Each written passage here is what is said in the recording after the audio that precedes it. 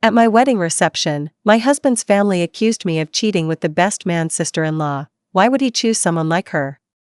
A guest yelled. I saw them alone behind the bar. My husband froze. The next morning, my maid of honor revealed what really happened, and it blew up everything. So here's what happened. At my wedding reception, my husband's family accused me of cheating with the best man, Marco. They spread rumors about me and Marco being alone behind the bar. Things escalated quickly, and before I knew it, my husband, James, was looking at me like I'd done something wrong. But here's the twist: what really happened was a complete misunderstanding, and it all came out the next morning thanks to my maid of honor. Keep reading for the full story. This one is a roller coaster. It was supposed to be the happiest day of my life, the day I married James. We had planned our wedding for months, carefully chosen flowers, music that made us both smile, the perfect venue overlooking a lake at sunset. I'd never felt more beautiful in my life, and James, my wonderful husband, was everything I had dreamed of. I had everything I ever wanted, or so I thought. The reception was in full swing. The music was upbeat, people were laughing, and James and I had just shared our first dance. Everything felt perfect. I was standing near the bar chatting with a few of my friends when I saw James' sister, Vanessa, talking in hushed tones with a guest. Vanessa had never really liked me, but I tried not to let it bother me. After all, I was marrying her brother, not her. She never approved of me, and the feeling was mutual, but I had hoped that tonight, of all nights, we could get along. But that wasn't going to happen. Out of nowhere, a voice rang out from across the room. I saw them. Behind the bar. Alone. I froze. My heart skipped a beat as the crowd fell into a hush. Every head turned toward me. I swear, I saw them, the guest continued, their voice almost gleeful with the drama they were about to unleash. It wasn't just a quick moment, either. They were talking, alone. Behind the bar. My breath caught in my throat. I glanced toward the bar.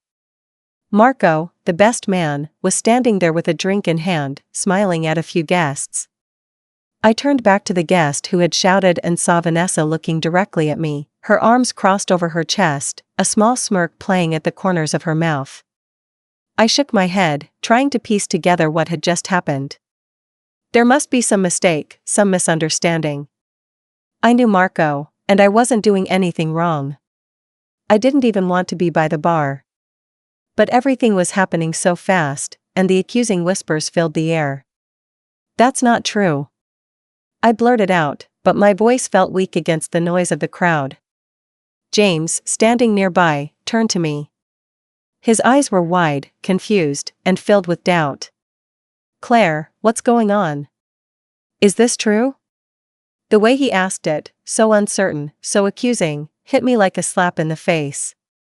My mind was racing. I tried to explain, tried to say that it was just a simple misunderstanding, but the words didn't come.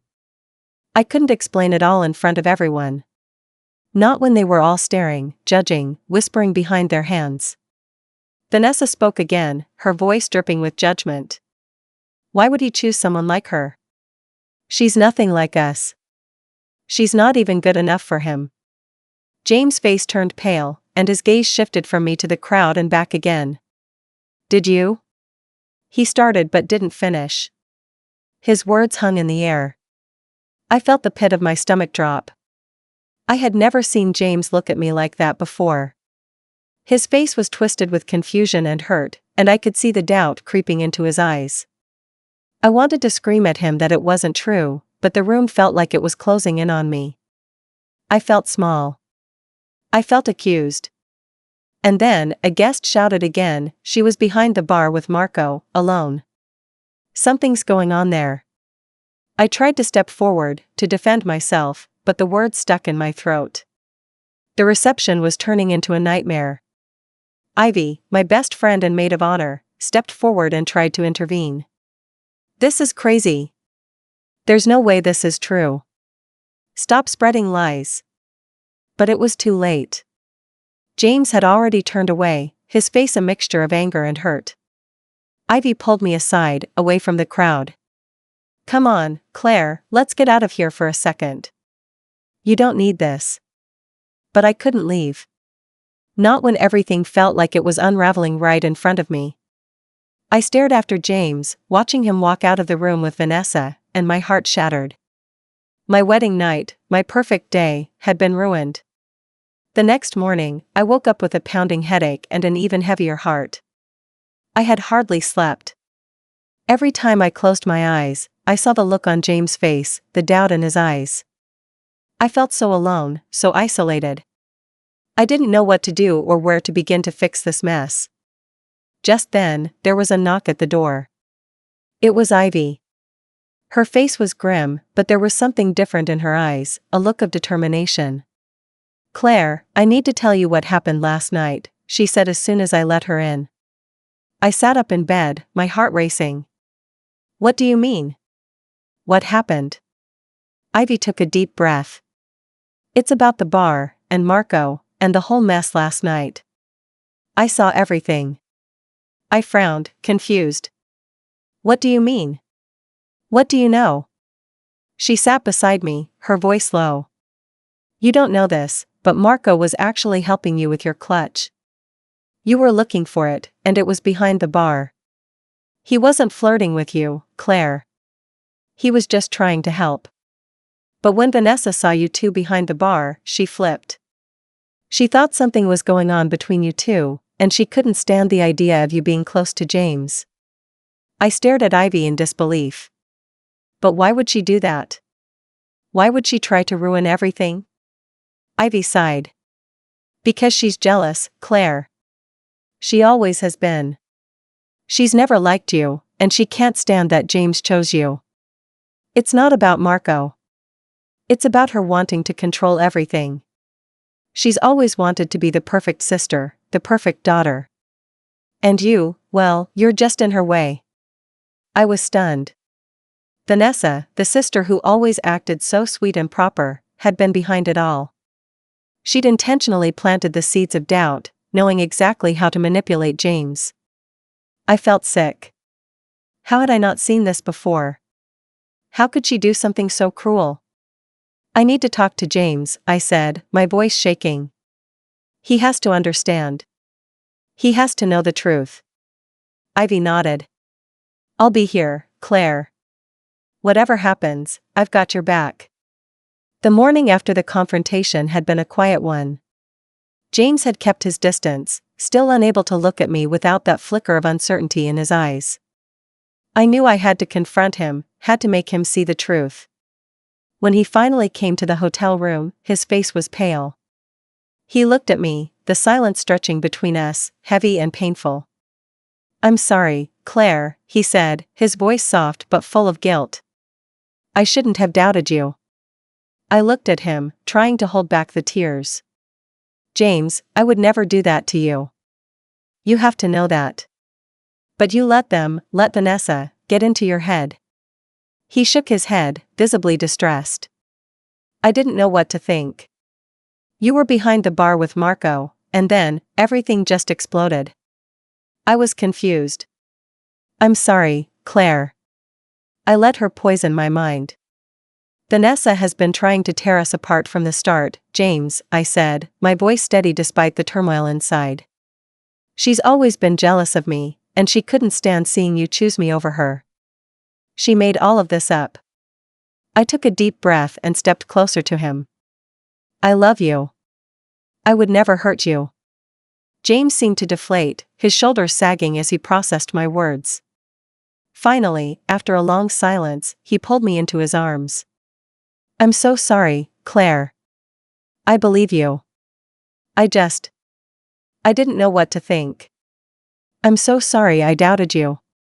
We stood there for a long time, just holding each other.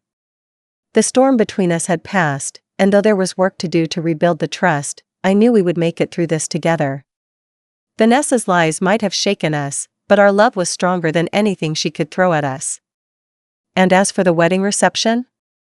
It was a night I would never forget, but one that would also make me more determined than ever to protect my marriage and my peace. The hours that followed were a blur of emotions. James and I spent the next few days in a sort of limbo. We didn't immediately talk to his family or even make any moves to fix things with the reception guests. There was too much to process, and I knew that confronting everyone all at once would only add more pressure to an already unbearable situation. I couldn't stop thinking about Vanessa. It made me angry how easily she had torn at the fabric of our happiness. The more I thought about it, the more it ate away at me. What kind of person does that? What kind of sister is willing to destroy her brother's happiness just because she's jealous? After a long conversation with Ivy that night, I realized that I couldn't just let it go. This wasn't just about the lies she'd spread, it was about her ongoing attempts to make me feel small, to manipulate James, to put herself first at the expense of anyone who got in her way. The next morning, I sat down with James in the hotel room. We hadn't had a real conversation since everything exploded. He was still carrying the weight of the doubt from the night before, but I could see it in his eyes. He was trying to understand. "I think it's time we talked to Vanessa," I said. My voice was steady but firm. "I can't move on from this without facing her. I don't want to leave any more room for her to poison you against me." James looked at me, concern crossing his face. "Are you sure about this?" "We don't have to, I am sure," I interrupted. "I'm done being her target. She needs to understand that she can't keep hurting us. She can't keep hurting me. We need to put a stop to it." I wasn't sure how I was going to do it, but I knew this was the right step. Vanessa needed to know that her actions had consequences. She couldn't just play with people's lives for her own satisfaction. The confrontation was set for later that afternoon. James and I arrived at his family's house, where the rest of his relatives were gathered. I felt the tension immediately as we walked through the door. The whispers started up again, and I saw Vanessa eyeing me from across the room. Her smug expression made my stomach churn. She clearly thought that everything was still under her control. James' parents were sitting in the living room, and the second we walked in, his mother's eyes darted between us, clearly aware that something was about to happen. "Claire, James, what brings you here today?" she asked, her tone as icy as usual. "We need to talk to Vanessa," I said without hesitation. "I'm not leaving until we do." Vanessa raised an eyebrow, but she didn't say anything. She knew this was coming. James looked at me nervously. "Claire, are you sure?" "We don't need to, James, we have to do this," I said, my voice unwavering. "I've had enough of her trying to destroy our marriage." Vanessa finally spoke up, her voice dripping with sarcasm. "What's this? Are you accusing me of something again, Claire? I thought we were past this." I stepped closer, my heart pounding but my resolve stronger than ever. "You've been undermining me from the start. You've lied to James, twisted things to make me look like I'm untrustworthy. And last night? You crossed a line. You lied about me and Marco to make James doubt me." "Why?" Vanessa scoffed, folding her arms across her chest. "Because you're nothing. You'll never be good enough for James." I just had to make sure he realized that before it was too late. "He doesn't see what I see, he doesn't see how you manipulate him." "Manipulate him?" I echoed, my voice rising in disbelief. "I've never manipulated James. All I've done is love him with everything I've got. And you've tried to tear us apart for months." "Enough!" James finally shouted, his voice cracking. "Enough of this. I don't want to hear any more. I've heard all I need to hear." I turned to face him, my heart in my throat. "James," he cut me off. "I've been blind, Claire. I let my family get inside my head. I let their opinions get to me, and I almost lost you because of it. I'm sorry. I don't care what Vanessa says anymore." Vanessa's face turned red with fury, but she said nothing. I could see that this was the first time in years she'd been challenged like this, and it hit her harder than she wanted to admit. James walked over to me and took my hand in his. "I've made my choice. It's you, Claire. Always." The weight that had been pressing on my chest finally lifted. The hurt wasn't gone completely, but in that moment, I knew we were going to be okay. James had made a choice. He had chosen me. Vanessa, however, wasn't done.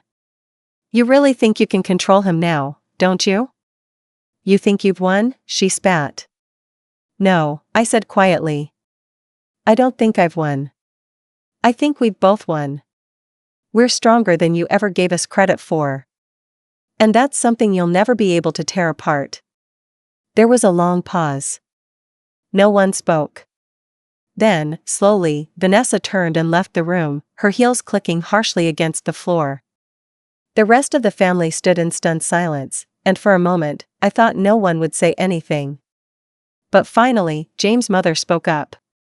I don't know what to say, she said, her voice surprisingly soft. But if you're sure about this, then I suppose we'll have to accept it. Thank you, James said quietly, looking at his parents. I'm sorry for how everything went down. It's been a mess, and I want us all to be able to move forward. The tension was still thick in the air, but for the first time, I felt like the power had shifted. We weren't controlled by Vanessa's manipulation anymore. I wasn't going to let her ruin any more of our lives. I took a deep breath, relieved that we'd finally stood up to her together. Whatever came next, I knew we could face it as a team. The days following the confrontation with Vanessa were strangely quiet. The storm had passed, but the aftermath still lingered. James and I spent more time together in those few days than we had in the weeks leading up to the wedding. It felt like we were both trying to find our footing again, to rebuild what had been shattered, not just by Vanessa's accusations, but by the weight of the doubts we'd both carried. At night, we would talk, sometimes about the wedding, other times about nothing in particular, just trying to fill the silence that had been filled with tension before. It was those small, quiet moments that made me feel like we were healing, like we were finally putting the pieces back together. But as much as we tried to move on, I knew there were unresolved issues, mostly surrounding James' family. The awkwardness wasn't gone, and it was clear that while James had made his choice, the rest of his family wasn't entirely on board with it. They were polite, but the coldness was hard to ignore. I thought about calling Ivy and telling her everything had calmed down, but part of me still wanted to protect James from the full fallout of everything that had happened. I didn't want him to feel like he had to keep defending me, like he was walking on eggshells just to make sure everyone stayed happy. The most difficult thing, though, was the weight of how Vanessa had managed to divide us. She'd succeeded in making me feel like an outsider. And even though James had chosen me, I knew it would take time for him to fully let go of the pressure his family had put on him for so long. I didn't want to rush him, but I also didn't want to wait forever. A week passed before I heard anything from Vanessa. The silence between us was suffocating. I had hoped that maybe she would at least try to apologize, but of course, that didn't happen. Instead, she called James one afternoon. I could tell by the way his face twisted when he answered that it wasn't a pleasant conversation. I need to go see my parents, James said after hanging up. They're expecting me. I nodded, though I could feel the tension in my chest. I'll come with you, I offered. James hesitated for a moment. Are you sure? I don't want you to feel uncomfortable. I'm sure, I said, trying to sound confident. I want to make sure this doesn't stay unresolved. The drive to his parents' house was long, and the silence in the car felt heavy. When we arrived, James gave me a tight smile before we both walked inside. His parents were already there, sitting quietly in the living room. The atmosphere was colder than usual, and I could tell they were all still processing what had happened at the reception. Vanessa was there too, sitting off to the side, her eyes avoiding mine. I could feel the tension building as we walked in, but this time I didn't look away. I wasn't the one who had to hide anymore. I wasn't the one who had done something wrong. Claire, his mother said, her voice stiff but not unkind. Thank you for coming. We wanted to talk to you, too. I'm glad we're talking, I replied, my voice steady. It's been hard, but I think we need to clear the air. This has gone on long enough. There was a long pause before Vanessa spoke up, her voice laced with sarcasm. So, you're finally going to forgive us, then? All's well, right? I could see the way James clenched his jaw, but I stayed calm. "I'm not here to play games, Vanessa," I said, turning to face her directly. "I'm here to tell you that I'm done letting you tear us apart." She narrowed her eyes, clearly not expecting me to stand my ground. "You really think you can control James now, don't you? He's always been weak when it comes to you." James stepped forward at that, his voice sharp. "Enough, Vanessa. I don't want to hear it. Not anymore." I turned to James, placing a hand on his arm. "We're stronger than that. We're stronger than you, Vanessa." The words hung in the air, but I felt empowered, like a weight had finally been lifted. Vanessa's expression darkened. "You think this is over?" she spat. "You think I'm just going to back off? You're wrong. This isn't the end." "I don't care what you think," James said. "This ends now. You've done enough damage." For a moment, Vanessa looked as though she might explode, but then, to my surprise, she stood up, her expression defeated. "You're right," she said coldly. "I've done enough. But don't think for a second that I'm going to apologize. Some things can't be undone." She stormed out of the room, slamming the door behind her. The silence that followed was deafening. I was left standing there, staring at the empty space she had just occupied, feeling as though I had been holding my breath the entire time. James sighed and ran a hand through his hair. "That went better than I thought." I smiled softly. "You handled it well. But are you sure this is what you want? Are you ready for the fallout?" He nodded, his eyes meeting mine. "Yes. This is what I want. I'm ready. I don't want to keep pretending that everything is fine when it's not. I don't want to pretend that I don't see what's been going on anymore." It felt like we had crossed some invisible line. There was no going back now. We had faced the hardest parts together, and now, we would rebuild on our own terms. James turned to his parents, who had been watching quietly. "I know this isn't easy," he said, his voice softer now. "But Claire and I are a team. I need you to understand that. This is our marriage, and we're going to make it work." His mother finally nodded, a flicker of approval in her eyes. "We understand, James. We've always wanted what's best for you. We may not have handled things perfectly, but we want to try, moving forward." For the first time since this all started, I felt like I could breathe. The air didn't feel so thick with tension. Things weren't perfect, but there was hope. We still had a long way to go. But for the first time, I truly felt like we were in this together, James and me against the world. The conversation that followed was unexpectedly calm, considering the drama that had unfolded the past few days. James, his parents, and I sat down to talk through everything, the tension thick but palpable. I could feel the weight of what had just happened, the confrontation with Vanessa, the quiet stares from James' family, the lingering feeling that things still weren't quite right. But there was something different in the air now, something unspoken between James and me. We were no longer trying to pretend that everything was fine when it wasn't. For the first time in days, I could feel myself breathing easier. We had faced the storm together, and now, the silence that had once been suffocating felt like the calm before the real change. James' parents were understandably quiet, but his mother spoke up after a long moment.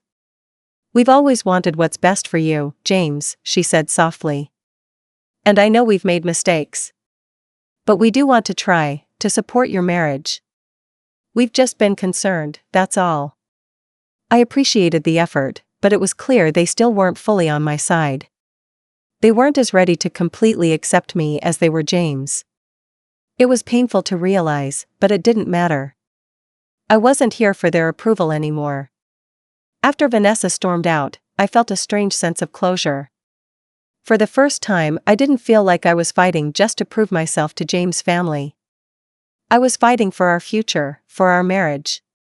And that meant, for the first time in a long time, I was ready to stand tall, regardless of what anyone else thought. As the days passed, James and I settled into a new normal. Things weren't perfect, and the tension with his family was still there, lingering like an uninvited guest. But we were okay. Our relationship was stronger than ever, and we had finally reached a place where the lies, the doubt, and the manipulation could no longer affect us. Then came the moment when I realized something else: there were still things I had to do. This was about more than just standing up to Vanessa. This was about taking back control, about showing her, and everyone else, that I wouldn't be a doormat, that I wouldn't just let her walk all over me. One evening, I sat down with Ivy, the only person who truly understood everything I'd been through. We talked for hours, and as the night wore on, I realized I had a plan, one that would finally show Vanessa just how wrong she was. I wasn't going to let her think she could just ruin my happiness without consequences. I'm done trying to make people like me, I told Ivy, my voice full of conviction. I'm done being the one who's always trying to fit in, to make people accept me. But I will make Vanessa regret ever thinking she could break us apart. Ivy raised an eyebrow, intrigued. What are you thinking? I smiled. You'll see. A week later, I found myself standing outside Vanessa's house, feeling a strange mix of nerves and excitement.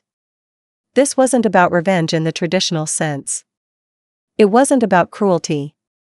It was about making a statement. Making Vanessa understand that she had overstepped, and that she would never have the power to manipulate me again. I rang the doorbell, and when Vanessa opened the door, her face was a mix of surprise and confusion. What are you doing here? She demanded, clearly not expecting me. I think we need to talk, I said, my voice steady. She scoffed, folding her arms across her chest. What more is there to say, Claire? You've already ruined everything. No, I corrected her. You ruined everything. And now, I'm taking control of my own life. I'm not going to let you play your games anymore. And I'm definitely not going to let you think for a second that I'll let you tear my marriage apart. Vanessa rolled her eyes, trying to dismiss me. You think I care about your little marriage? I ignored her attempt to belittle me. You might not care, but your actions have consequences. You've tried everything to drive a wedge between James and me. But here's the thing, it didn't work. He chose me. And you? You just showed your true colors. I took a deep breath, preparing for what came next. I know you like to think that you're in control. That you can make people bend to your will. But I'm done being the person you manipulate. You've messed with the wrong person. Vanessa's face twisted with anger, but I didn't flinch. You've underestimated me, I continued. And it's time you realized that. With that, I handed her an envelope. I'm sure you've heard of the charity auction happening next month. I've donated something very special, a piece of art that's worth more than anything you could ever buy. Vanessa's eyes widened as she opened the envelope, revealing a VIP ticket to the charity event along with a catalog featuring a painting I'd worked on for years, one that was about to be sold for a very significant amount of money. I've decided to donate this artwork in honor of the event, I said with a smile. And you, Vanessa, will be the one to oversee the auction. I've made sure that your name will be front and center. I'm sure it will be an honor for you to take charge of something this important. Her expression faltered for a moment as she processed what I was saying. But I wasn't finished yet. You see, Vanessa, while you thought you were the one controlling everything, I've been quietly building my own success. I've been focused on my own life, my own happiness. And now, I'm showing you that I can take something you'd never have imagined, something valuable, and use it to put you in a position where you have no choice but to watch as it all unfolds without you ever being in control. Vanessa's face flushed with frustration, but I could see the shock in her eyes. She wasn't used to being outplayed, especially not by me. I'm not the person you thought I was, I said, stepping back. And this is my revenge. Not with anger or hatred, but by showing you that I don't need to stoop to your level. I've already won. With that, I turned and walked away, leaving her standing in the doorway, her hands trembling slightly as she clutched the envelope. The charity event came and went, and as predicted, the painting was auctioned off for far more than Vanessa could have ever imagined. But the real victory came when I received the call from the auction house, a call where they praised the record-breaking bid, and they made sure to mention Vanessa's role in overseeing the auction. She had to stand there, smiling for the cameras, pretending that she was the one who had orchestrated this success. But I knew the truth. She had been left in the dust, her attempts to tear me down nothing more than a distant memory. And I had taken control of the situation in a way that no one, least of all Vanessa, could ever have anticipated. In the end, I wasn't the one who had to prove anything to her. I had shown her what real power looked like, the power of moving on, the power of love, and the power of taking control of your own life. And as for James and me? We walked away from all of it stronger than ever, our bond tighter than before, ready to face whatever came next, together.